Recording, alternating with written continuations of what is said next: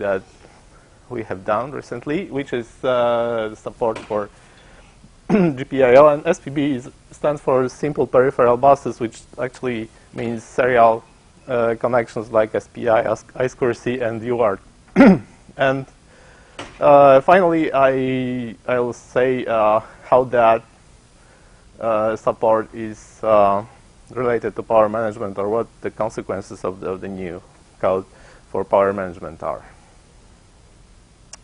Okay, so let's start with an overview of ACPI.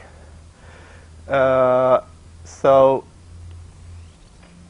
ACPI, which stands for Advanced Configuration and Power Interface, is a specification that sets the rules for the communication between the platform firmware and the operating system, like the Linux kernel, for example.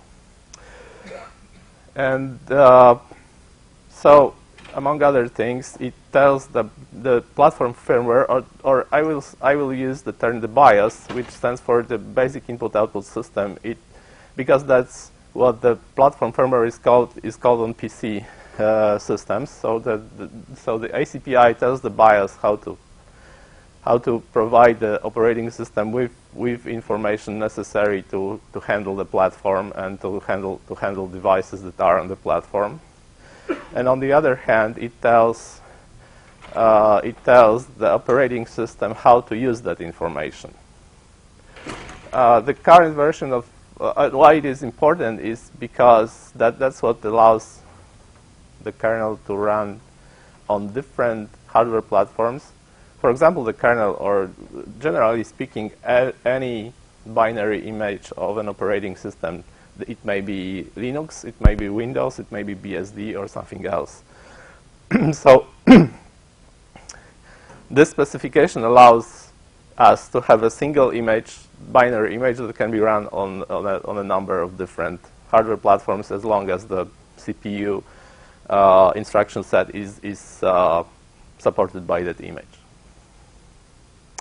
Okay, so the current revision or current version of ACPI is 5.0. It was released in December of 2011, which means that it's a year and a half, almost a year and a half old. But still, there support for the new features in the BIOSes or in the platform firmwares is, say, the majority of the features are not, of the new features are not supported yet. They will be, maybe or will be supported in the future. Okay. Now, among other things, ACPI defines something that is called ACPI namespace, which is a data structure containing the information of, or about, or rather on, I should say, on the structure of the hardware design of the platform. So the ACPI namespace is a tree of objects, and the topology of the tree is supposed to reflect the topology of the hardware topology of the platform. So, for example, if there are two devices such that one of them is a controller and the other one is a device that depends on that controller for functionality, then the first device should be represented by an object which is a parent of the object representing the other device. So that the topology of the tree in the ACPI namespace reflects the dependency between those two devices, and so on. Okay, and the objects in the ACPI namespace may represent devices, may represent other hardware components, and also they may represent sequences of instructions. So the BIOS, through the ACPI namespace, can tell the operating system what to do to get a specific result, or to achieve a specific goal, like, for example, turning a device off or on, or something like that. And for this purpose, it contains objects that actually are sequences of instructions. They are procedures, and those procedures are called ACPI methods, and they are encoded in a special language which is called ACPI machine language, or AML. And the word machine in that name suggests or means that this language is not readable to humans. It is bytecode. Actually, the AML code is bytecode, like the Java bytecode.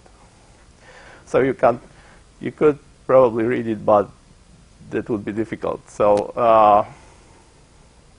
so there is another language, which is a source language for AML, and so the BIOS writers are supposed to use ASL to write the function, the methods, to write the methods that are then compiled using a compiler into in order to generate AML, and that AML can be put into ACPI tables in the BIOS. And it also works the other way around. So if you have AML, you can use a disassembler and generate ASL out of it. So it is kind of useful sometimes because for debugging, for example, right? If you want to see what the BIOS tells the kernel about the platform, you can just take a dump of the AML and disassemble it and see what's in there. That means two things, basically. The first thing is that kernel, or the OS in general, is supposed to execute code which is provided by the BIOS. And as you probably know, it is kind of impossible to tell whether the code is correct or not before executing that code, right? So so the kernel has to trust the BIOS to provide it with correct code, and either you know or you can imagine that this is not always the case, right? So there are problems with this. And there's a security angle to it, but please let me just keep that for now, or for the presentation today, right? So there is obviously a security. There are security consequences of that model. But on the other hand, if you look at that, it is kind of a clever way to say to tell the operating system what to do to achieve specific goals through executing some procedures, although it is kind of dangerous and it is kind of scary. And if you think about what's actually handled through those methods, it gets even more scary, because those are things like power management of devices, thermal management of the platform, right? And things like that. So it may be kind of dangerous sometimes. But usually it's not. Usually it works. Sometimes it doesn't. And the second thing, second consequence of that is that obviously in order to be able to execute AML, the Linux kernel has to contain an IML interpreter. And yes, there is an IML interpreter in the Linux kernel. And moreover, that interpreter has not been written by the Linux kernel developers. It probably is the single known to me piece of code in the kernel that comes from an external source, and that external source is the ACPI-CA project, which provides a OS-independent implementation of the ACPI specification. It is an open source project. It has been started by Intel and is maintained by Intel. The list of things provided by ACPI-CA is listed in the slide. I'm not going to read all of them. The most important for me today is the first one, which is common in-kernel code that can be used to parse the ACPI namespace and to execute AML. And that obviously includes the AML interpreter. What's interesting about that is that this code, the ACPI-CA, is used by multiple operating systems, including BSD, SunOS, things like Apple uses it. Pretty much everyone except for Microsoft uses that implementation. Microsoft has its own implementation, which is not 100% compatible with this, and which is a source of multiple problems, as you can imagine, right? Now, if you look at the ACPI code in the Linux kernel and the ACPI-CA code upstream, they look different. But because there are different conventions, different naming conventions, different coding style conventions, and so on and so on. So the ACPI-CA code upstream looks like a different code, but in fact it is the same code, but it is just written in a different way. And the Intel OTC maintains both. I mean, the ACPI-CA upstream and the ACPI-CA code in the Linux kernel, and we do our best to keep them in sync. So there are some differences between them, but mostly, or in the most part, they are just the same code. More information about the ACPI-CA project can be found in the project's web page under this URL here. All right. So that's ACPA in general. So are there any questions regarding this? One thing about questions. If you have a question, just please let me know. And we have a mic, which we are supposed to use for the recording purposes. So if you have a question, please let me know. I'll give you a mic, and then please use it. OK. You can ask questions at any time. I will make some breaks for questions from time to time. Either. So yeah, so that's ACPI in general. Now about ACPI 5. So this slide contains the laundry list of new features that were introduced by ACPI 5 with respect to the previous version, which was ACPI 4C, as far as I remember.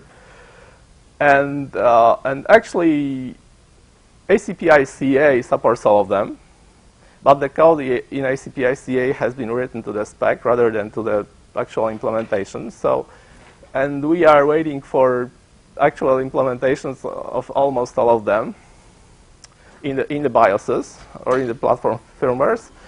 And well, every one of them can be a subject of a separate presentation. So I'm going to focus on one item or two items in that list. And if you want to get some more information about the new features in ACPI-CA, there's a very good presentation from Len Brown that was given during the Linux Promoters Conference last year, and it's the link to the presentation is in the references section of my slides. So you can go there and find the link and have a look at that. I'm going to focus on two items, which are the GPIO abstraction and simple peripheral bus, which stands for I2C SPI and UART abstraction provided by ACPI 5. And what the spec says about this is that actually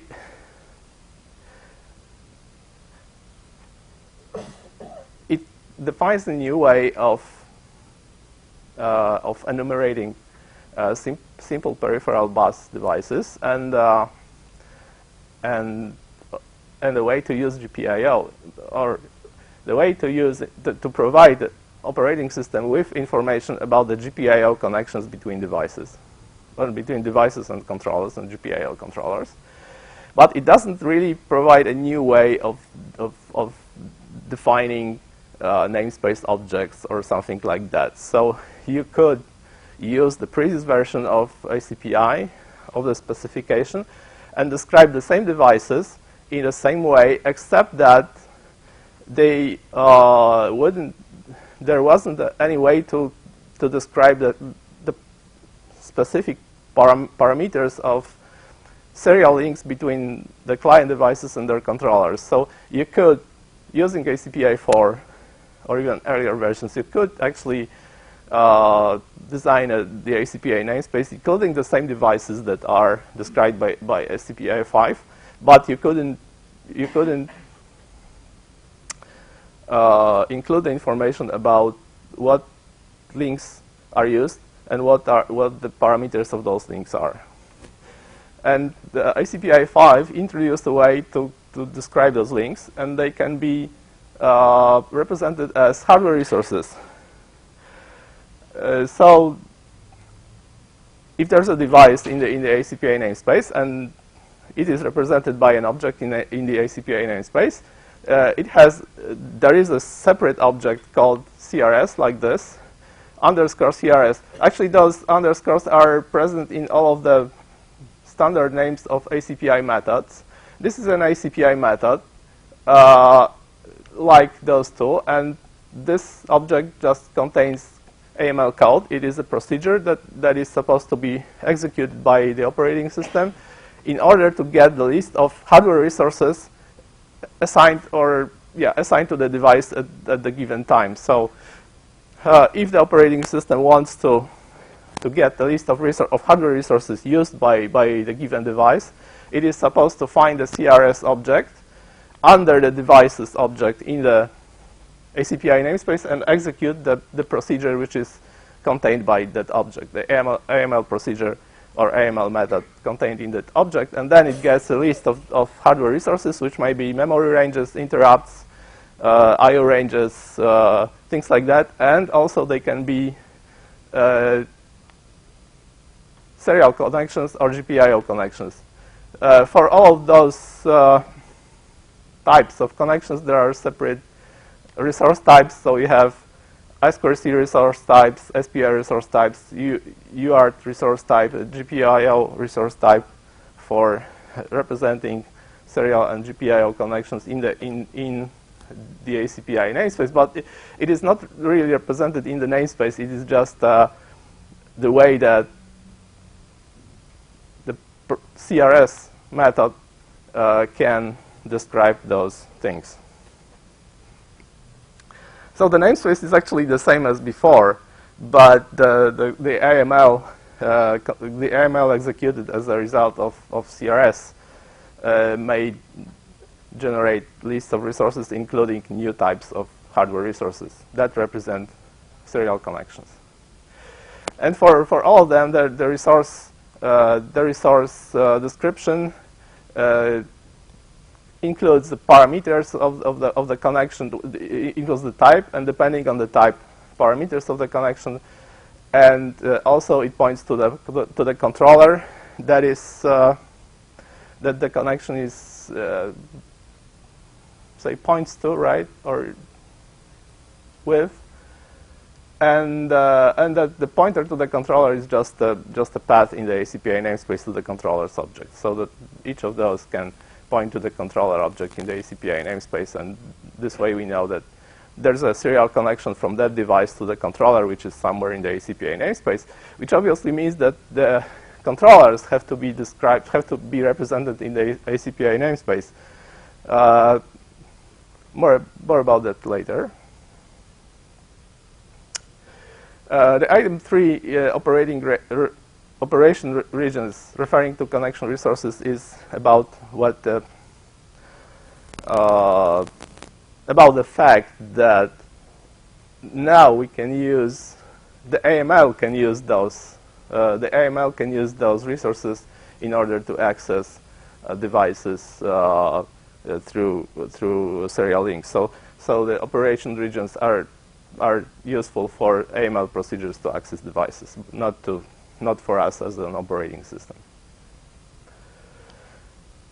Yeah, so this is the first thing about GPIO, I2C, SPI, and UART. And the other is that now ACPI events can be represented as or through GPIO interrupts.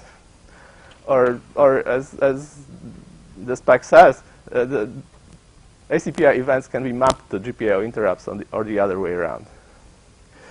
And that is done by, well, if we have a GPIO controller that is represented by a namespace object, then under that controller there is the AML method called AEI, and that method, after it's been executed, returns the list of GPIO interrupts that are mapped to ACPI events.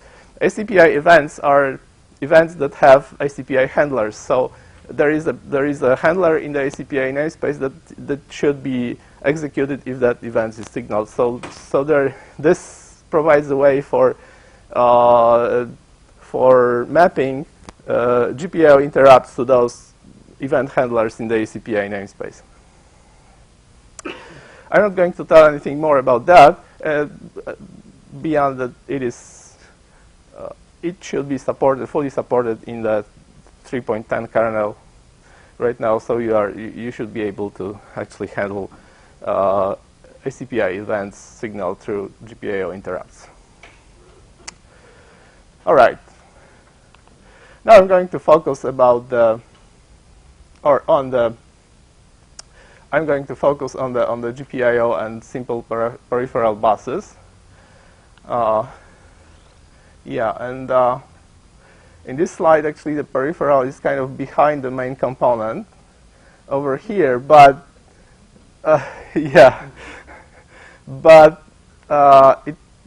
the main component is not the main attraction, let's say. So the peripheral is actually what the people care about, and that's the situation is similar for the devices I'm going to talk about. So there are controllers, right, which are kind of important, but what we really care about are devices behind those controllers, because they provide specific functionality that we want. All right. So the first, when we started to think about implementing that support for those things, was how to represent controllers. And if the controller is a PCI device, it is pretty straightforward, because we have so ACPI support for PCI devices has been present in the kernel for years. So there shouldn't be any problem with that. But the only thing that is important is that actually the controller should be represented by an ACPI object in the ACPI namespace, and so we will have the object for that given PCI device. It is not generally necessary to have ACPI objects corresponding to PCI devices, because the PCI devices can be enumerated natively, so we don't have to. So there is no requirement for that normally.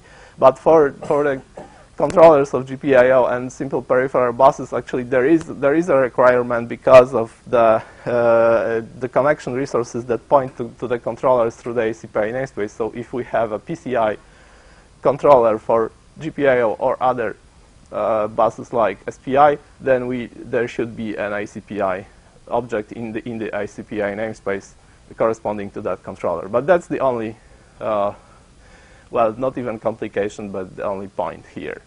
But if the controller is not a PCI device, then things get interesting, because there is a question how to represent it in the kernel. So by default, ACPI uses something called struct P and PDEF to represent things that are not PCI, generally speaking. And it turns out that this representation was not really convenient for our purposes. So what we decided to use was the platform device structure. And the reason was that actually the controller devices that we were thinking about already have drivers in the kernel, because they are very functionally similar to some devices present on ARM platforms. So we have, for example, GPIO controllers or SPI controllers in our x86 platform that already have existing platform drivers that are used on ARM, because they are the same hardware functionally. So we decided to use struct platform device for representing those controllers. And now, once we have decided to do that, there was the next thing that came to mind, and which was that, okay, so since we have the same representation on x86, which is enumerated through ACPI, and we have the same representation on ARM, which is enumerated, for example, through device trees, then it should be possible to reuse drivers. So it should be possible to have the same driver on x86 and with ACPI enumeration, and to have the same driver on ARM with device trees enumeration. So our goal was to make that as simple as possible, to make it as simple as possible to use the same driver on each architecture, regardless of the architecture and regardless of the way that devices is enumerated, whether it is ACPI or it is GPI or it is device trees or even through the board file. And a little complication is that, unfortunately, as I said before, ACPI uses the struct p and pdef by default for representing everything that is not PCI, basically, and that means that we needed to add a special list of devices that have to be or that should be represented by struct platform device, and that list has to be present in the ACPI core, so that the core knows that this device have to be represented as a platform device and not as a PNP device. And this is just a list of device IDs that are compared against what's in the namespace. And all right, here's an example of how to reuse an existing platform driver to be able to handle devices enumerated through ACPI. As you can see from this is actually the real kernel code. This code is actually present in the Linux kernel. I just took it away from the real driver, and as you can see, this is a quite simple thing to add support for ACPI enumeration to an existing platform driver. So the only thing you need to do actually is to define the list of device IDs, which looks like this, and then to put the pointer to that list into the driver structure of the platform driver, right? So that's kind of simple. And ACPI PTR is defined in such a way that if ACPI is not supported, this is just null, and it works. It just compiles as just fine. Okay, so this is obviously we needed to change the driver core for that to be possible, but now after we have made those changes, it is kind of simple to use ACPI enumeration. So actually the driver doesn't need to care about how the device is actually enumerated. It can be ACPI or device trees or whatever, and the only thing it needs to do is to put the list of IDs in a specific format and point to that list of IDs and use it. Okay, now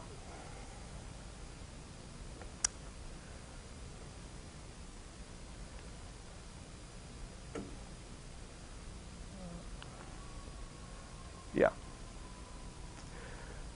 So this was about controllers. Now suppose that we have the platform device objects for the controllers, or PCI dev objects for the controllers. So the controllers have been enumerated, and we know where they are, what resources they use, and so on and so on.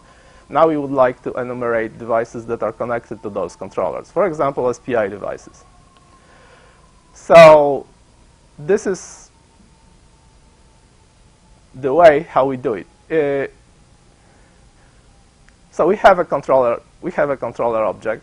It's a platform device, for example, or PCI device, as I said. And now what we want to do is to find the devices that are connected to this controller through the SPI bus or through SPI connections. So the initial situation, and this we have a function for that. This is that function. It is present in the SPI core. And it is called automatically every time the new SPI controller is registered with the SPI core. So the controller is represented by a struct SPI master object. It points to a platform device or to a PCI device, depending on what type of device the controller is. And from that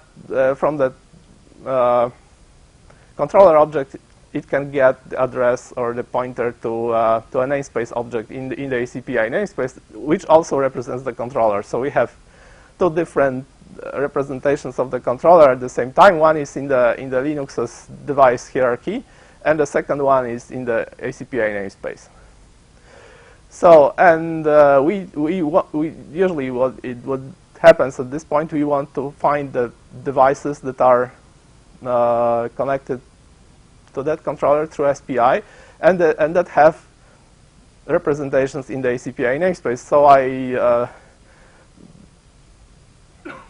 in my picture, they are represented by those child objects here, right? These are children of that object, which represents an SPI controller, and so those things are SPI devices. But the question is how to find out what are the SPI connections used by them, what the parameters of those connections are, and so on. And we find it out by executing CRS objects from all of those children. And each CRS generates a list of hardware resources used by the device, and that list of resources has or should contain an SPI connection object, and that SPI connection object tells us, or SPI connection resource, actually I should say SPI connection resource, and that SPI connection resource tells us what the connection is, and from that we can take information to create a struct SPI device object for that namespace node in the ACPI namespace. So we find the node, we execute CRS, we find the SPI connection in the list of resources returned by that, and from that connection we get information allowing us to create a struct SPI device object for that namespace object, and so on for other children. So I just repeated the same step here and here and here. Now, once we have done that, we have an SPI master, and we have a list of we have a number of children which represent SPI devices that are connected to that master, and each of those devices can be handled by a driver, right? So, and they have the device IDs for those things are present in the ACPI namespace. So we get the device IDs from here, and the parameters of SPI connections or from the SPI connection resources. All right, and once we have created those, so the drivers can bind to those objects, and again we can use the same driver for an SPI device that is enumerated through ACPI, and we can use the same driver for an SPI device that is enumerated through device trees. And again, if there is an existing driver for a given SPI device, we can just use the same driver to handle our device enumerated through ACPI, and this is done in the same way as for the controller, which is just to define a list of device IDs that can be pointed to by this field in the driver structure, and then the driver can just use the device enumerated through ACPI if it's present. The driver can bind to it and use it.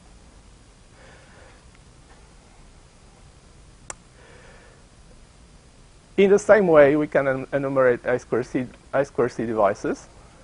So again, there is a function in the I2C core which is called ACPI I2C register devices.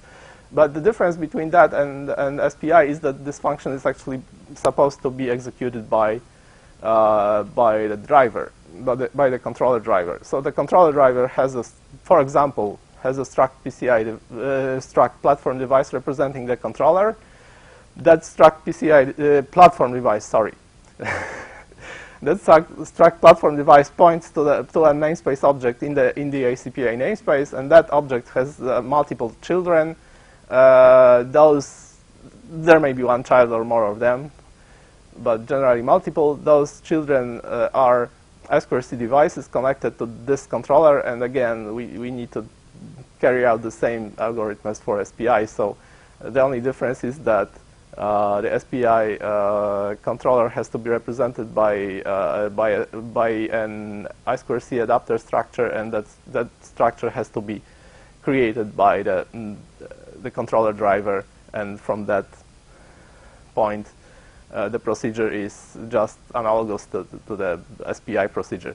So for each child of that namespace objects, we find a CRS method for that child. We execute CRS. It returns a list of resources, including an I2C connection resource, and from that resource we get information allowing us to create a struct I2C client structure representing the client device, and the device ID is extracted from the child as the device ID of the child here, and we get struct I2C adapter and a number of children representing I2C devices connected to that controller. So the driver use example would be the same as for SPI. So I don't have one here. And the next slide is about GPIO lookup. But are there any questions to this part at this point? Okay. So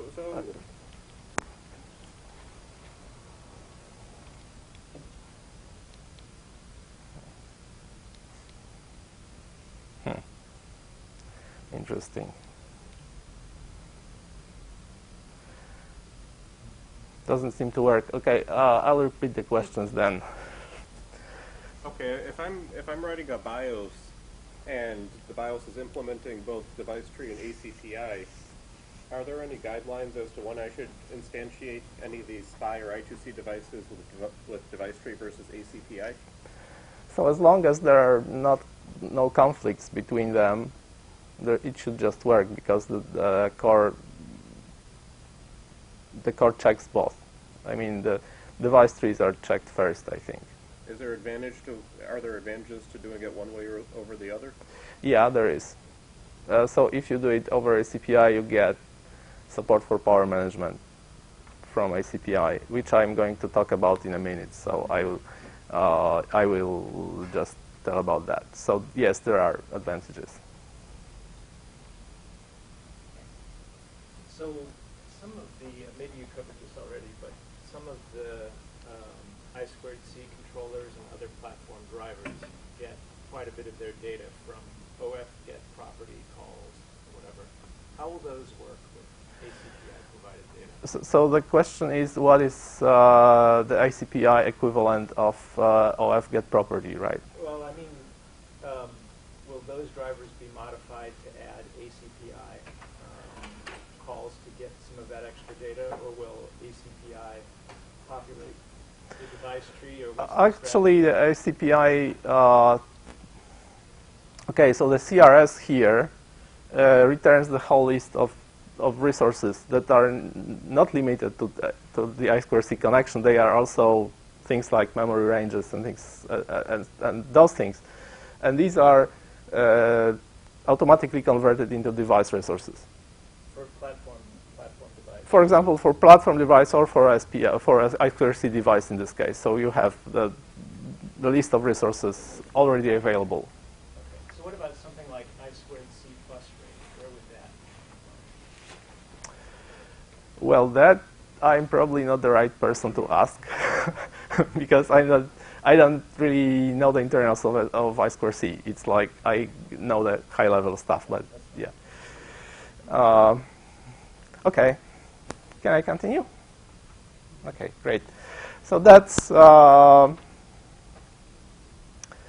we can look up GPIO lines or GPIO pins using ACPI, and let's say, for example, we have a platform device that is going to use a GPIO pin.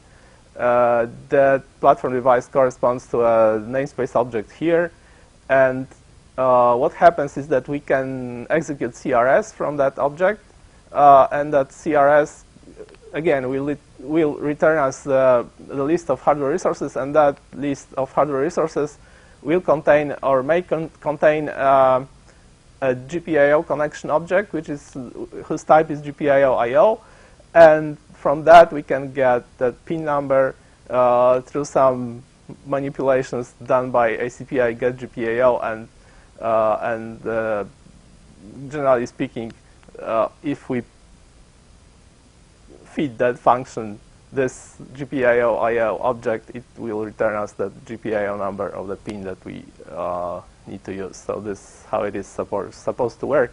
We still work on adding some helper functions around that, so that the drivers don't have to execute CRS by themselves, but that there should be a helper function for that in the GPIO core, so that the driver can do it in the same way as for device trees, basically.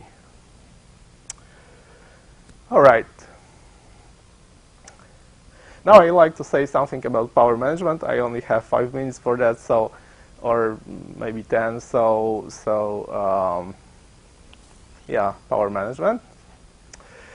And first, once we have enumerated all of the simple peripherals, right? So the I2C devices, for example, then out of a sudden we have we can, or the ACPI namespace can add power management support for those devices. And it can add the power management support through the same way it adds power management support for any other device, like PCI, for example. So first, a brief overview of ACPI power management for I/O devices. So first of all, ACPI defines power states for devices in general, right? Power states, there are 5 of them.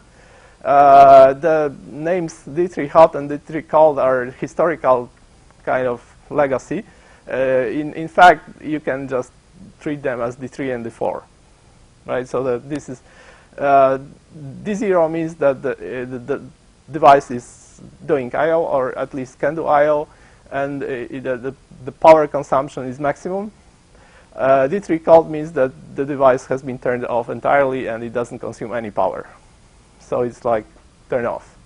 And all of those things between them mean that device doesn't do I/O, but its power consumption is not minimum. I mean, it draws some power just because the latency, the wake-up latency, is reduced with respect to the total turn off, right?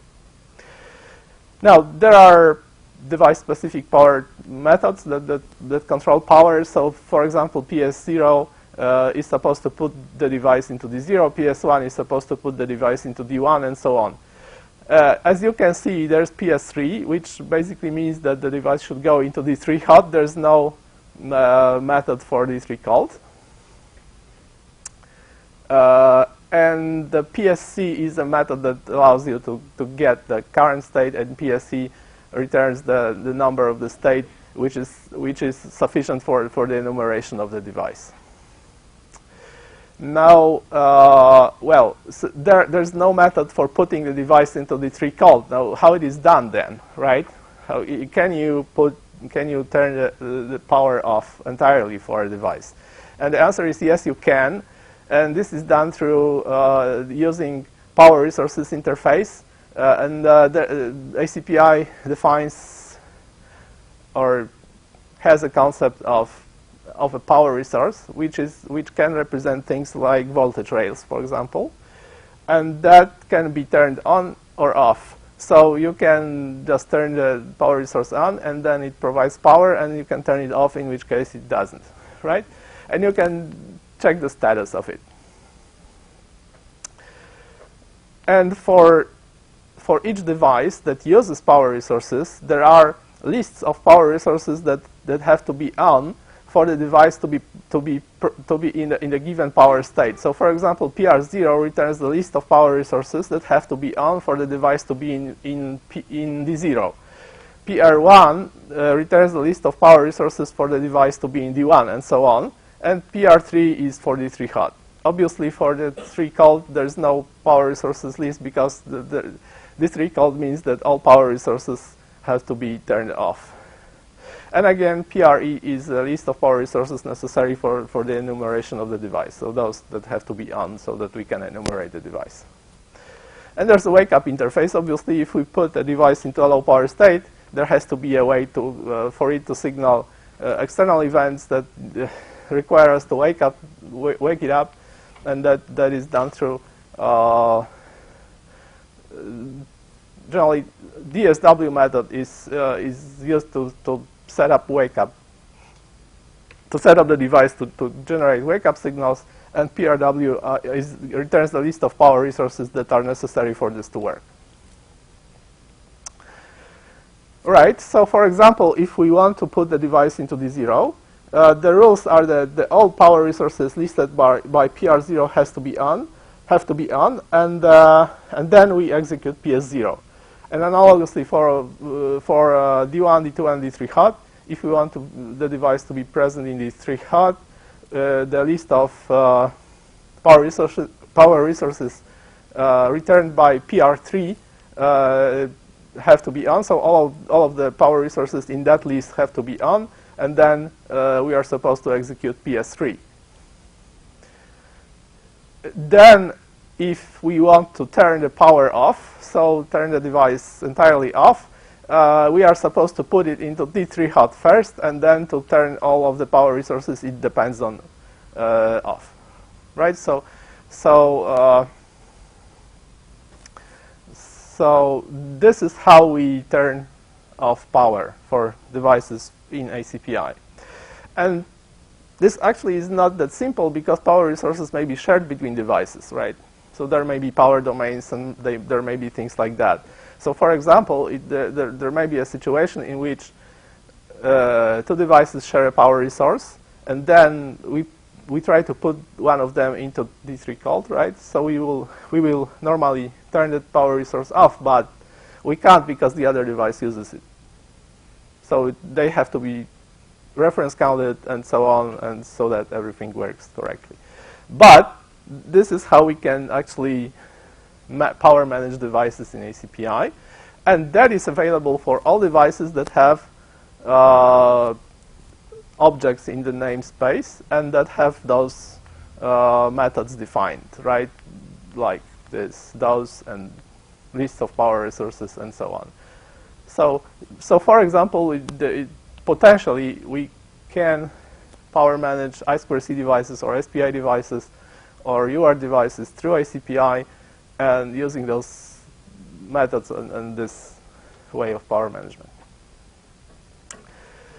Now, obviously, we would like to do that in such a way that the drivers don't have to care about whether they use ACPI power management or they use some other way of power management, right?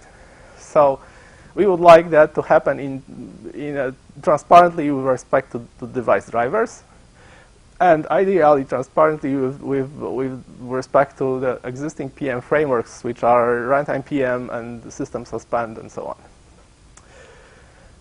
So fortunately, or yeah, let's say fortunately, there is no native PM at the subsystem level for SPI or I2C or platform devices, which means that the core does something, and then the next level affected by that is the driver.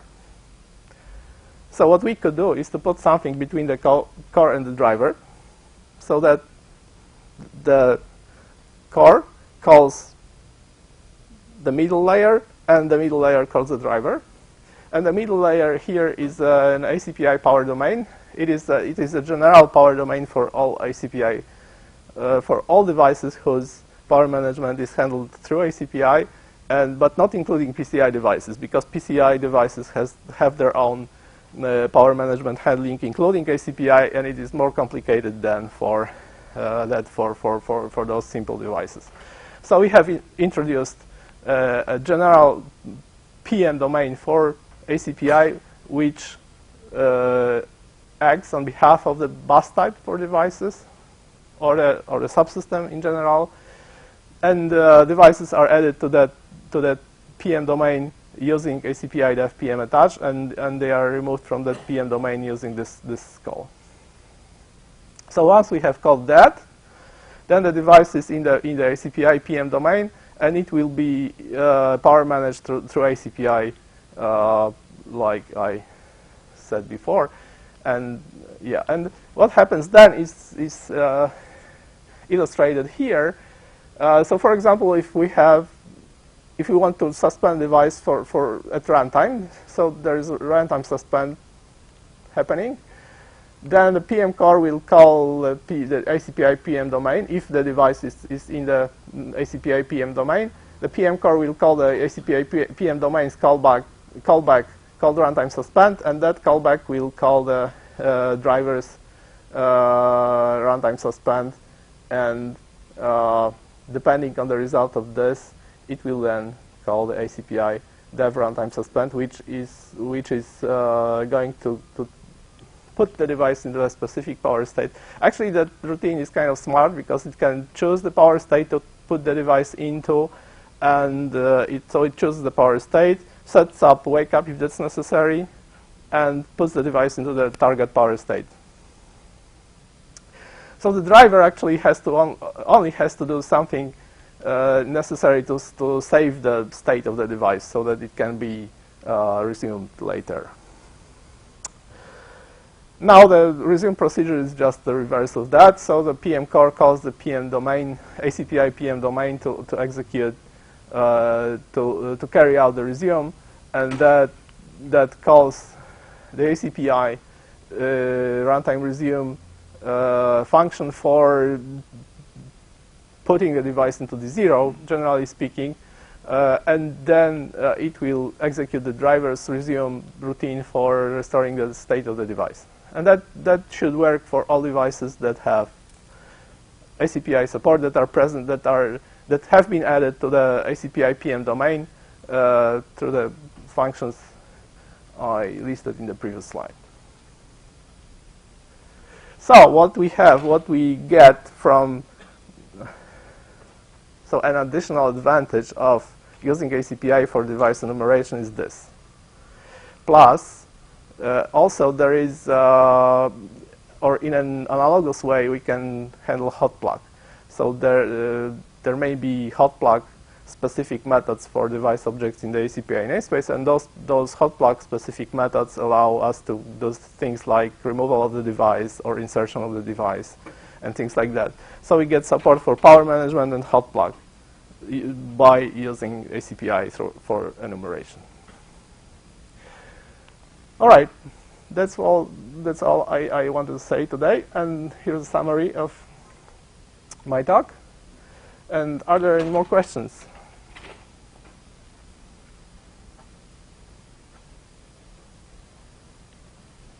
So this power management aspect to it, can this power up and down or send commands to your SPI or I2C device? Like typically in the systems that I see, I have a SPI or an I2C RF tuner that consumes a lot of power. Mm-hmm. The bus itself is a pretty low power device, but Yeah. the tuner out there takes a lot of power. So the question is if that ICPI power management can turn on and off devices individually, right?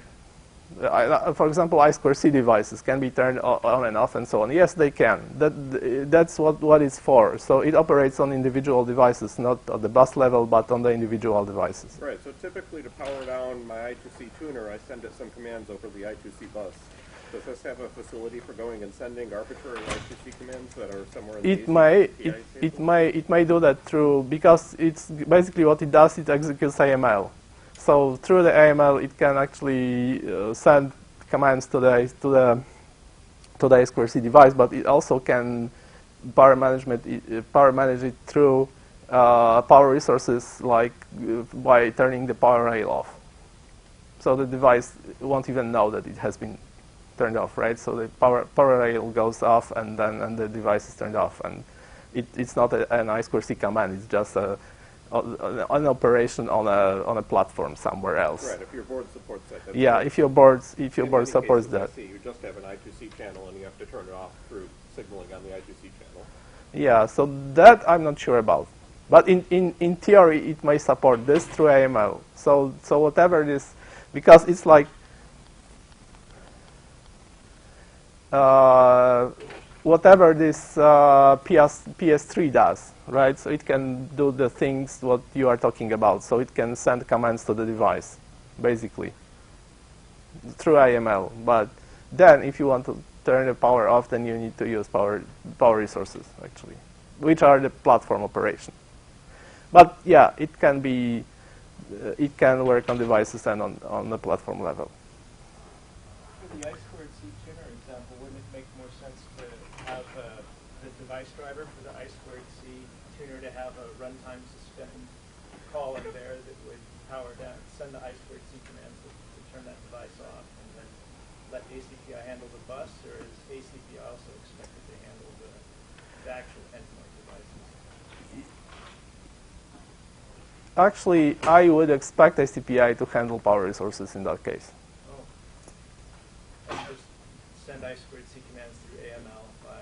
It may do that, but I wouldn't expect it to. Actually, I would expect the driver to handle that, and ACPI to handle power resources. Okay, we need to finish right now because there's another speaker waiting. So thank you very much for attention. And there's a couple of slides. The resources are not interesting. I'm supposed to show this. And yeah. And thanks a lot.